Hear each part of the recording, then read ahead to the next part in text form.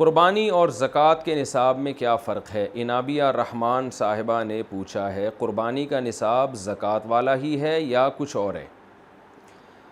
نہیں جی، قربانی کے نصاب میں اور زکوٰۃ کے نصاب میں ایک بڑا فرق تو یہ ہے کہ زکوٰۃ کا نصاب 4 چیزیں ہوتی ہیں، قربانی کا نصاب 5 چیزیں ہوتی ہیں۔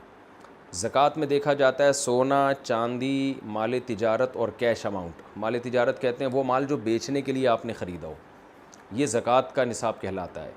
اور قربانی کے نصاب میں یہ 4 چیزوں کے ساتھ ایک اور چیز ایڈ کرنی پڑتی ہے، ضرورت سے زائد سامان، یعنی وہ سامان جو پورے سال استعمال میں نہیں آ رہا، یا کسی کا کوئی خالی پلاٹ پڑا ہوا ہے جو نہ رینٹ پر ہے، نہ اس میں رہتا ہے، نہ اس میں زمینداری ہو رہی ہے، بس ویسے ہی پڑی ہوئی ہے پراپرٹی، تو یہ بھی ضرورت سے زائد میں آئے گا۔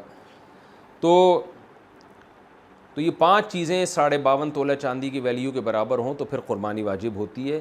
اس پہ میں کئی دفعہ کلپ ریکارڈ کروا چکا ہوں۔ تو بیسک فرق تو یہ ہے۔ ایک اور فرق ہے کہ زکوٰۃ سال کے بعد واجب ہوتی ہے۔ جیسے آپ 4 چیزوں کے مالک بن گئے تو اسلامی تاریخ وہ نوٹ کر لیں، اگلے سال اگر آپ صاحب نصاب ہیں تو زکوٰۃ دیں گے، ورنہ نہیں۔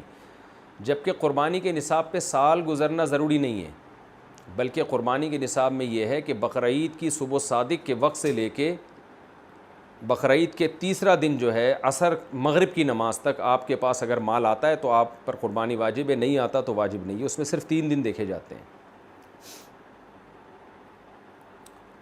اچھا بھائی، قربانی میں سونے کے نصاب کو کیا ہم معیار بنا سکتے ہیں؟ راؤ سعد اسلام آباد سے۔ زکوٰۃ میں چاندی کے نصاب پہ فتویٰ ہے، اس حساب سے قربانی بھی اکثر افراد پر واجب ہوتی ہے، لیکن لوگوں کی مالی ضرورات اور ایمان کی کمزوری کی بنا پر کافی مشکلات پیش آتی ہیں۔ کیا لوگوں کی سہولت کی خاطر قربانی کے لیے سونے کے نصاب کو معیار بنایا جا سکتا ہے؟ راؤ سعد اسلام آباد سے۔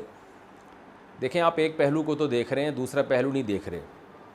اگر ہم سونے کے کو معیار بنا دیں گے تو پھر بہت کم لوگوں پہ قربانی واجب ہوگی، کیونکہ یہ بات درست ہے کہ چاندی بہت کم ویلیو رکھتی ہے، لیکن پھر سونے کی قیمت بہت بڑھ چکی ہے۔ 7.5 تولہ سونا تو اب بہت ہی مہنگا ہو چکا ہے۔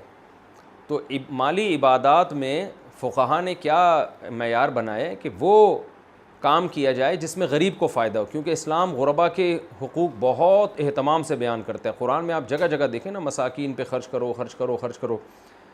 تو اس وجہ سے عبادت میں احتیاط بھی لازم ہے، تو اس وجہ سے فقہا نے چاندی کو معیار بنایا ہے۔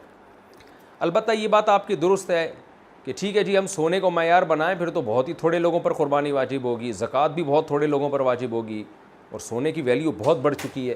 چاندی کو بنائیں تو پھر حرج یہ ہے کہ چاندی سستی ہے، بہت سے لوگوں میں قربانی کرنے کی طاقت نہیں ہوتی، پھر بھی ان پہ واجب ہو جائے گی۔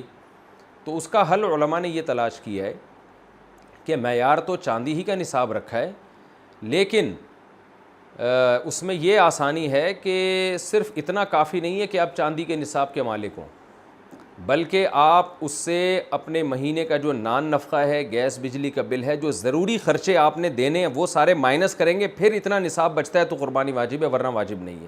یہ بڑا معتدل قول ہے، اس میں غریب کی بھی رعایت ہو گئی ہے، شریعت کی ایک عبادت ہے جو قربانی جس کی بہت تاکید ہے اس کی بھی رعایت، اور جس پر قربانی واجب ہو رہی ہے اس کی بھی رعایت ہو گئی ہے۔ اب وہ یہ نہیں کہہ سکتا مجھ میں استطاعت نہیں ہے۔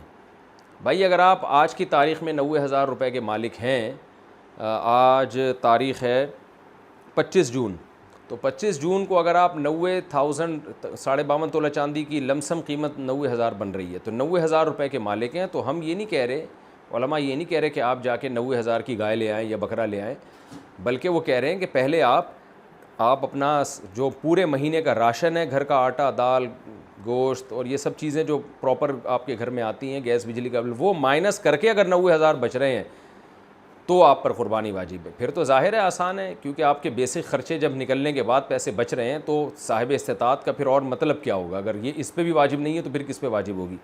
تو یہ زیادہ معتدل قول ہے بجائے اس کے کہ سونے کو معیار بنایا جائے۔